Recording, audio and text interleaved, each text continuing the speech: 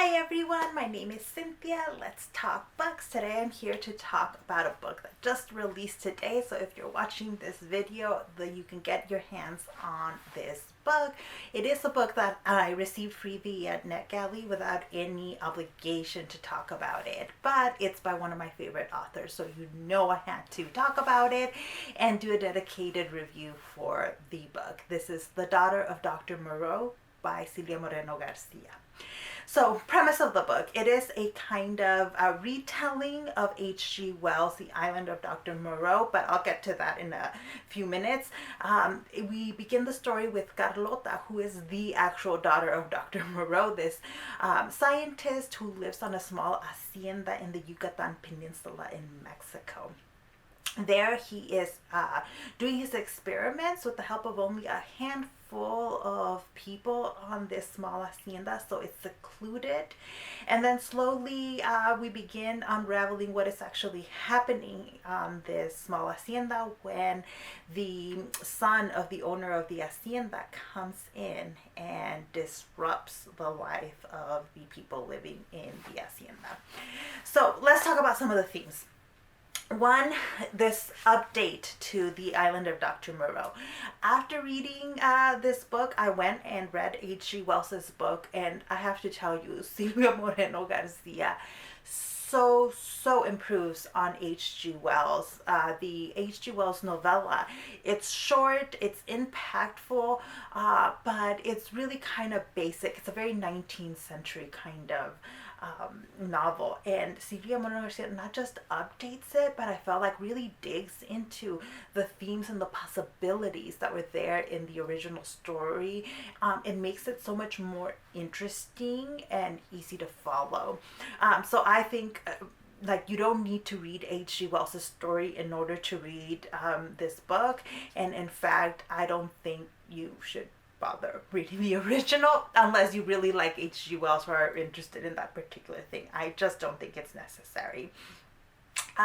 It is historical fantasy because it's set in this historical time period, and Silvia Moreno-Garcia always includes a bit of Mexican history in all her books. So this is very much a Mexican story and also a story of colonialism.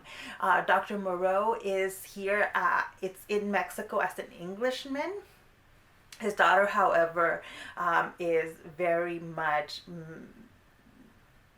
like she's not British. She is, but she is, and I don't know how to describe her. She's Mexican.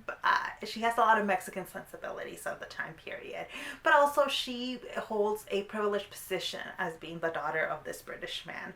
And then we do come into contact with the man who owns this hacienda, who is funding Dr. Moreau's money, and we come into contact with his son and a nephew, and there is very much the theme there of, wait a minute, you work for us, we're giving you the money and you're working for us for a very particular reason.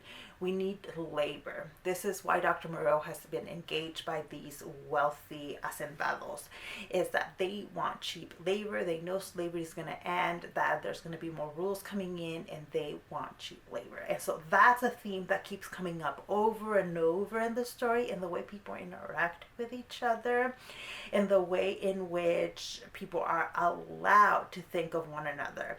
Our main character is Carlota, the daughter of Dr. Moreau. And she, she's been isolated in this peninsula, and then when she comes into contact with these people, the colonial aspect of what her father's engaged with just comes rushing into her world, and she needs to confront that, and it spurs further changes in her, the way she views herself and the way she views the people and experiments her dad is doing.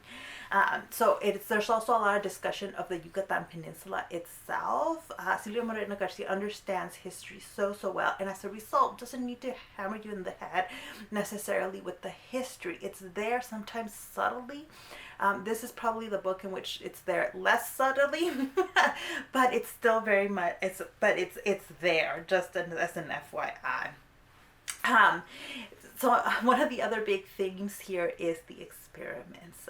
Dr. Moreau is engaged in experimentation that would have been illegal back in his home country. And in fact, we're told that that is why he needed to leave England and why he has no further contact really with his colleagues or with his family. And Carlota kind of just accepts that as his daughter. She's been taught to be very obedient, and she accepts that. She tries to help. She is allowed to help in certain ways, but doesn't fully understand the extent of her father's experimentations. If you've read H.G. Wells's novel, you know what kind of experimentations are being done here.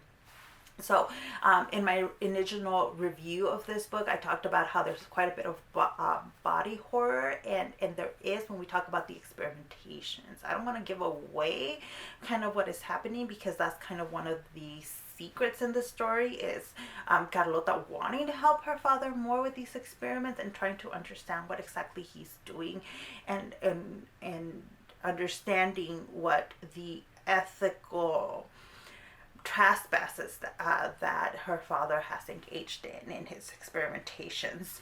So there's some body horror there. The other big theme here for me was Carlota herself. When I first talked about this book, I talked about how Carlota was unlike any of the other Silvia Moreno-Garcia heroines. Silvia Moreno-Garcia tends to write women who are dissatisfied with their life in some way, who want more, who are disillusioned by society, and Carlota is not. When we start the story, she's happy being Dr. Moreau's daughter and the kind of privilege that gives her on the hacienda.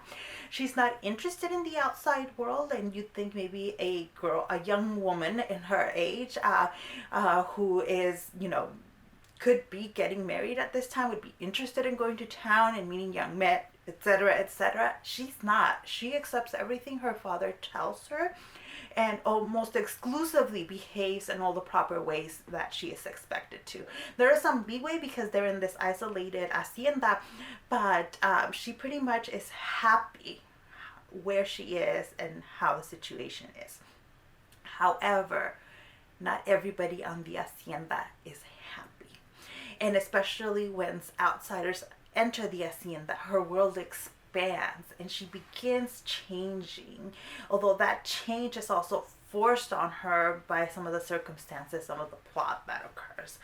And the more I think about this book, the more I think about how Carlota, even though she's not the typical Silvia Moreno-Garcia heroine at the beginning of the story, she does become that kind of heroine, a woman who is, maybe things haven't gone her way, but she is confident by the end of the story and in control of herself.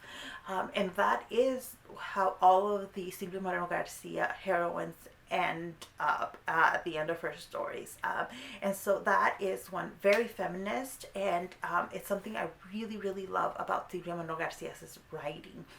And so while I was a little bit disappointed in Carlota at the beginning of the story, the more I sit with the book and the more I reflect on the journey that Carlota undergoes in this story, the more I really, really appreciate it. I just really, really appreciate it.